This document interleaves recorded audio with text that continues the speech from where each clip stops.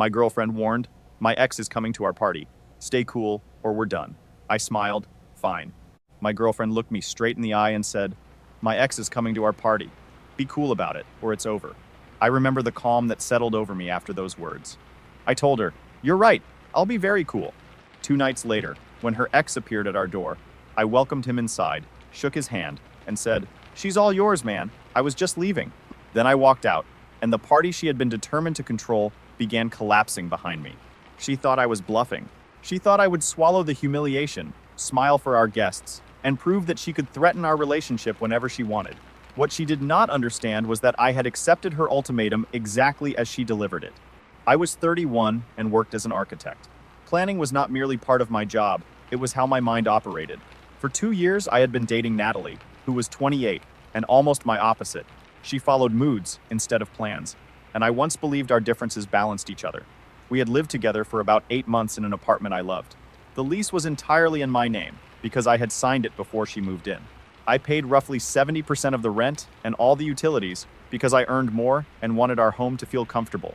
Natalie worked part-time as a stylist, and the arrangement had seemed manageable. I never treated her like a temporary guest. I thought we were building a shared life, even though the legal and financial responsibility remained mostly mine. That spring, I decided to throw a large party to celebrate the apartment and a smart home project I had spent months developing.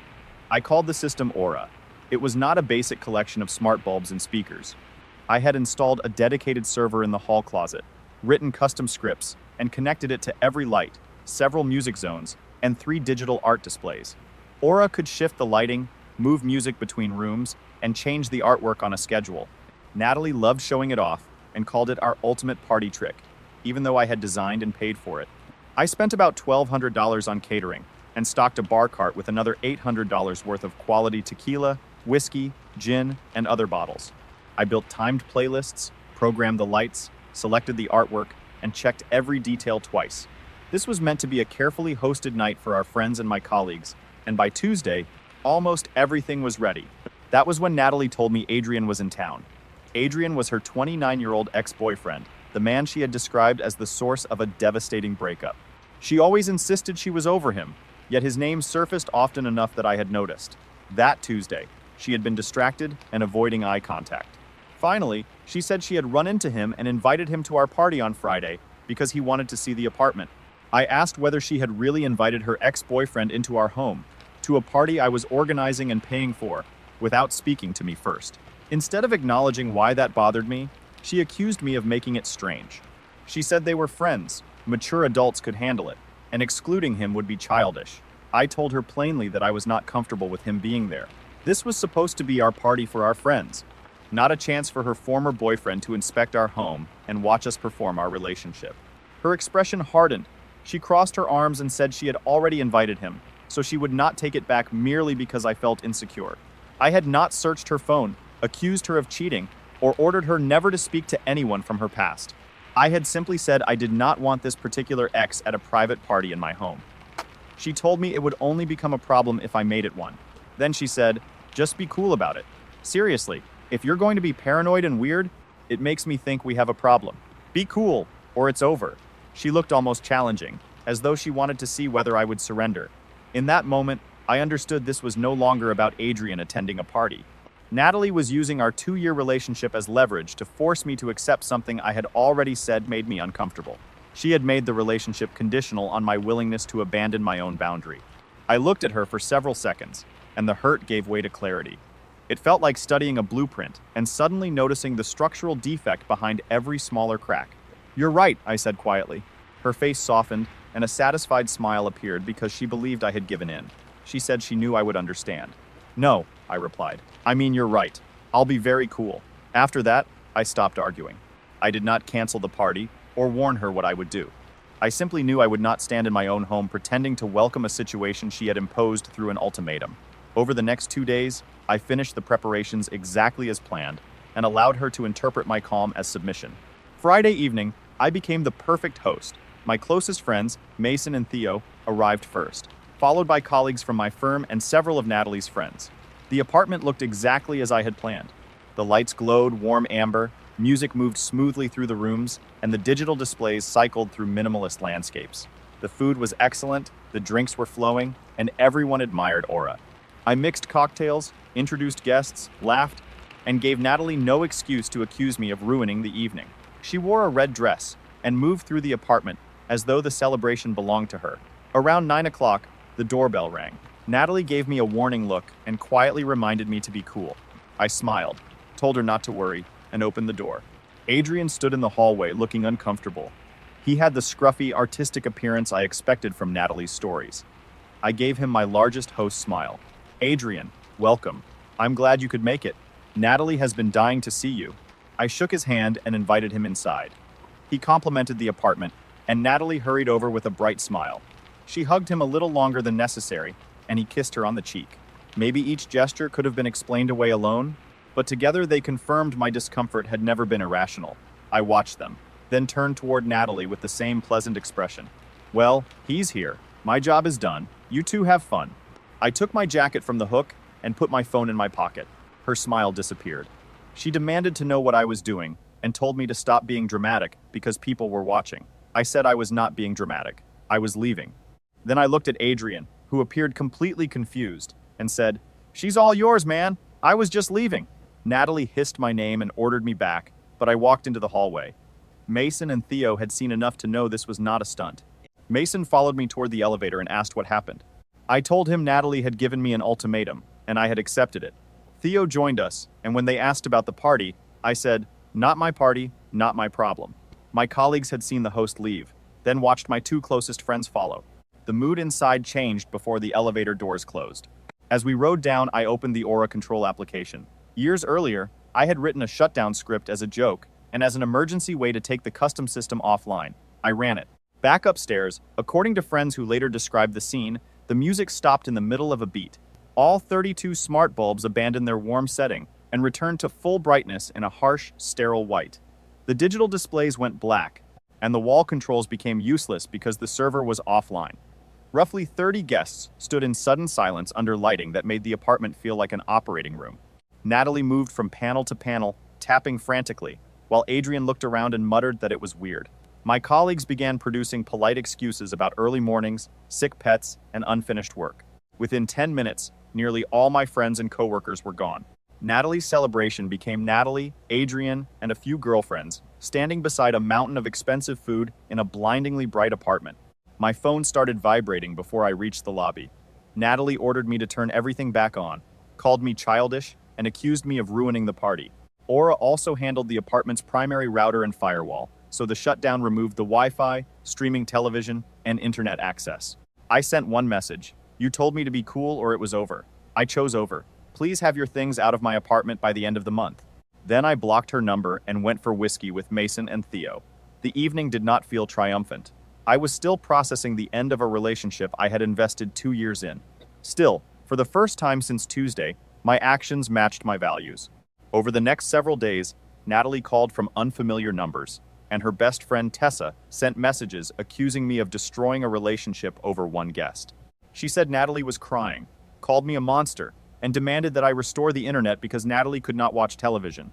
Natalie was still occupying an apartment leased and largely paid for by me, yet her friends treated access to my custom network as a right. I spent the weekend at Mason's, where we ordered pizza and played video games while I thought through the next steps. I knew I could not simply throw Natalie's belongings into the hallway. Although she was not on the lease, she had lived there long enough that local occupancy rules might require formal notice and legal process. I was the sole leaseholder, but I still needed to handle the situation carefully and by the book. On Monday, I unblocked her long enough to discuss logistics. I told her the relationship was over and asked when she intended to move before the 31st. She accused me of making her homeless over a party. I reminded her that she had said, "Be cool, or it's over," and I had accepted the second option. She called me cold, calculating, and sociopathic, claiming I had tricked her by promising to be cool and then leaving. I told her calmly leaving after she ignored a boundary was not a trick. It was a consequence. She announced that she was not going anywhere, called the apartment her home, and said I would have to evict her. That was when I understood she planned to turn the breakup into a legal occupation of my apartment. Natalie's mother, Elaine, called shortly afterward and said her daughter was devastated. According to her, I had thrown a jealous tantrum over an old friend. I explained that Natalie had threatened to end our relationship unless I accepted her ex-boyfriend in my home and I had taken her words seriously. Elaine told me not to be so literal because Natalie had only been upset. She said I knew how her daughter could be, as though that excused the threat. Then she accused me of leaving Natalie homeless. I pointed out that Natalie was still living rent-free in my apartment and that Adrian appeared to be staying there with her. Elaine went silent when I mentioned him. She argued that Natalie had worked hard decorating the place and that I owed her consideration. In reality, her contribution was mostly a few throw pillows and a scented candle, while I had paid for the furniture, including a $4,000 sofa. I repeated the deadline and ended the call. A few days later, the building manager, Robert, contacted me. Natalie had claimed I abandoned the apartment, that I was unstable, and that she feared I might return. She had asked management to change the locks for her protection. She was trying to lock the sole leaseholder out by presenting herself as the endangered resident. I explained that I was staying with a friend to prevent conflict, that Natalie was not on the lease, and that she was refusing to leave while allowing Adrian to stay as an unauthorized guest. Robert said he had suspected something was wrong because only my name appeared on the lease. He would not change the locks for her, but he warned me that I needed to resolve the situation formally. By then, I had already begun planning the next steps. I hired a process server for $150 and had Natalie formally served with a 30-day notice to quit. It was not an angry text. It was a legal document that started the required clock. I then listed the personal property I needed to retrieve, including the Aura server, my custom-built work computer, a $900 espresso machine, and the alcohol from the bar cart. I informed Natalie that I would arrive at 10 the next morning with a police civil standby so I could collect my belongings without a confrontation. She did not respond. The following day, 2 officers met me in the lobby, and Mason and Theo came as witnesses. At the apartment, my key opened the lock, but the door was dead-bolted from inside. An officer knocked and announced that the leaseholder was there to retrieve property. After a long delay, Natalie opened the door wearing my bathrobe, with Adrian sitting shirtless on my sofa behind her. Natalie shouted that I could not barge into her home. The female officer reminded her that I was the leaseholder and that the officers were there only to keep the exchange civil. Adrian stood and said, "This isn't cool. This is our place now." I asked whether his name was on the lease or whether he had paid the $4,200 rent check the previous week. When he admitted neither, I told him to sit down before he became part of the removal process. He sat. I went to the hall closet and began disconnecting the Aura server. Natalie's face went pale when she realized I was taking it, and she protested that the lights would not work properly. I told her the physical switches would still work. The bulbs would simply function like ordinary lights. Mason and Theo boxed my workstation, while she complained that she used it. I reminded her that she owned a laptop, and that the desktop was a professional machine I had purchased. Next, I unplugged the espresso machine. Natalie called it ours, but I had bought it as a birthday gift to myself, and still had the receipt. Finally, I carried a box to the bar cart and removed every bottle I had purchased. Adrian watched the tequila, whiskey, and single malt scotch disappear and said, "Dude, not the booze." I paused, held up one of the better bottles, looked at him, and placed it in the box. We finished in about 15 minutes. As I approached the door, Natalie began crying and accused me of stealing. I told her I was taking property that belonged to me and for which I had receipts. Then I held up the notice and reminded her that she had 28 days left. After that, the next steps would no longer involve negotiation. I left them in a quiet apartment without the custom server, workstation, coffee machine, or bar. The next 2 months were slow, expensive, and bureaucratic. About a week before the deadline, Elaine called again and begged me not to continue. She said an eviction would damage Natalie's ability to rent in the future. She also admitted that Adrian had left. Once the free apartment, expensive alcohol, custom technology, and comfortable lifestyle were gone, his commitment apparently disappeared. Elaine said Natalie had no savings, could not afford a deposit, and had nowhere else to go. I told her Natalie had received 30 days to make arrangements, and her refusal was not my responsibility. Elaine called me a bastard and insisted her daughter had done so much for me. I asked her to name what that was. She had no answer beyond blame. The deadline arrived, and Natalie's belongings were still inside. She had locked herself in, so the following Monday I met with an attorney. The initial retainer cost $500, and he filed the necessary unlawful detainer action. It was infuriating to spend money simply to regain a home for which I was still paying rent, but I followed the process. The court scheduled a hearing. Natalie did not appear, so the court entered a default judgment. Even then, we had to wait while the sheriff posted a notice to vacate and allowed the required time. From the expiration of the first 30-day notice to the physical removal, the process took roughly another 45 days. During that period, I slept on Mason's couch, went to work, and continued paying for an apartment I could not safely use. When the sheriff finally arrived, I went with the landlord and 2 deputies. Natalie was still inside, screaming that the apartment was her home, calling me a psycho, and accusing me of being obsessed with her. The deputies told her the court had already ruled, and that she needed to gather her immediate essentials. She collapsed into a tantrum on the floor and refused to move until they physically escorted her out. Watching it was not enjoyable. By then, I was too exhausted to feel vindicated. After she was removed, the landlord and I began the walkthrough, and that was when we discovered how much damage Natalie and Adrian had caused before he left. Someone had dragged a key or knife across the hardwood floors, leaving deep grooves. Red wine had been poured over my $4,000 sofa. The 3 digital art displays I had left, because they were hardwired into the wall, had been smashed. In the kitchen, flour and coffee grounds had been forced into the sink drain and soaked with water, creating a dense blockage. The landlord's contractor estimated about $11,000 in damage to the apartment, not including my sofa. Then I noticed a note on the kitchen counter beneath a half-empty fast food bag. It said, "Hope it was worth it, you psycho. You ruined my life, so I ruined your sanctuary. You'll die alone." Natalie had left a written admission because she wanted to wound me. Instead, it became one of the most useful pieces of evidence in the case. I photographed everything before anything was moved. The landlord documented the condition, and I gave the note to my attorney.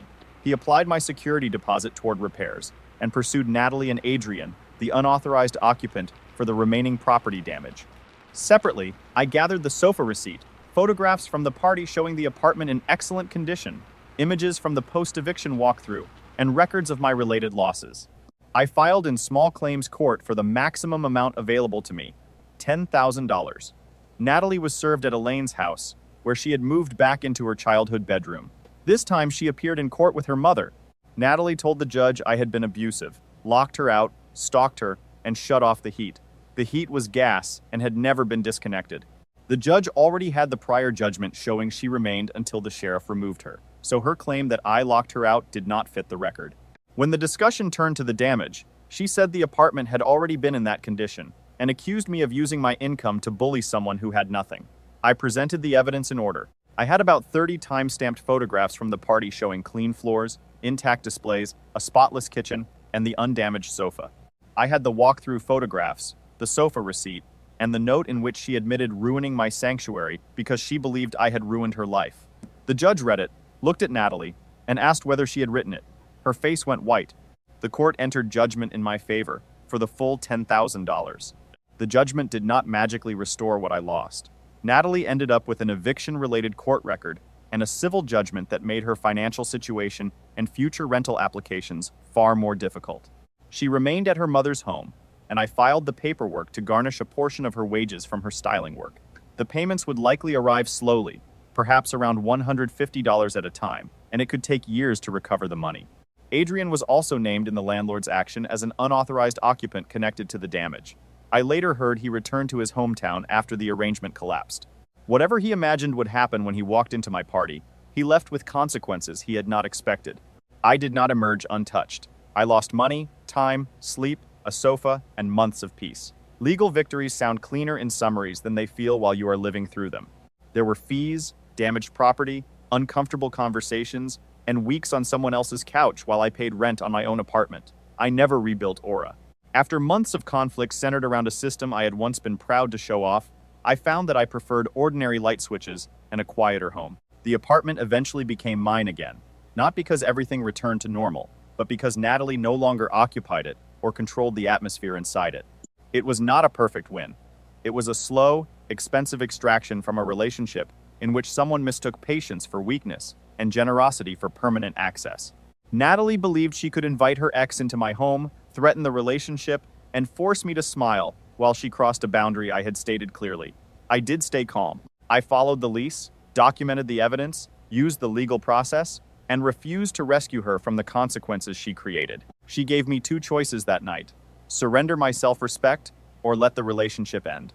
I chose the second, and when she waited for me to blink, I never did.